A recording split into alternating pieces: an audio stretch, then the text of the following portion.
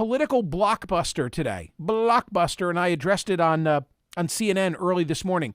Senator Kyrsten Sinema joining the ranks of the ayes. The lead story today at Smerconish.com is an essay that she penned for the Arizona Republic. Why I'm registering as an independent.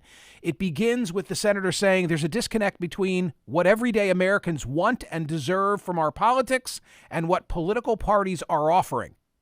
Further along in her essay, in catering to the fringes, words I could have written, in catering to the fringes, neither party has demonstrated much tolerance for diversity of thought.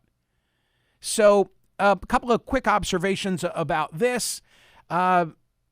You just heard from the leader of a group called Common Ground making the case that there's data that says that the bridge builders running for re-election in the midterm election fared much better in close congressional races than did any other group. I didn't express that so well, but the more inclined in a competitive congressional district you are to be bipartisan, the higher your chances were of being reelected. Yeah, 8 of 9 in the closest of congressional races.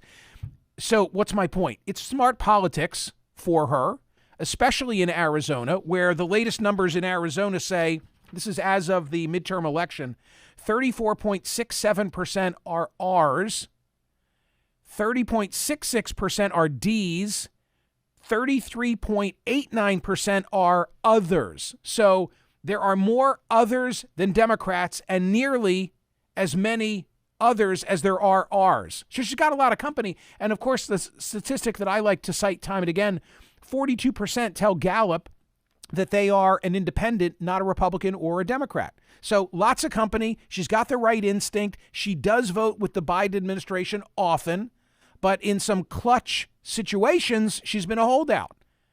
And I love it.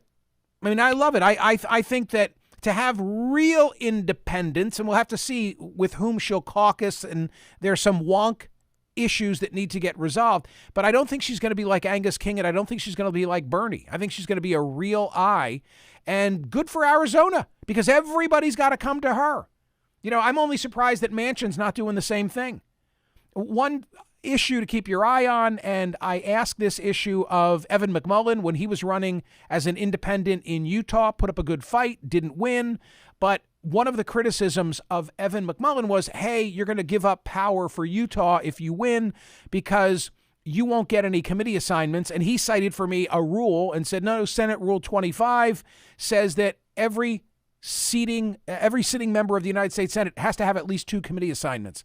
I don't think Democrats are going to want to punish her. I don't think they're going to want to piss her off because they're going to need her.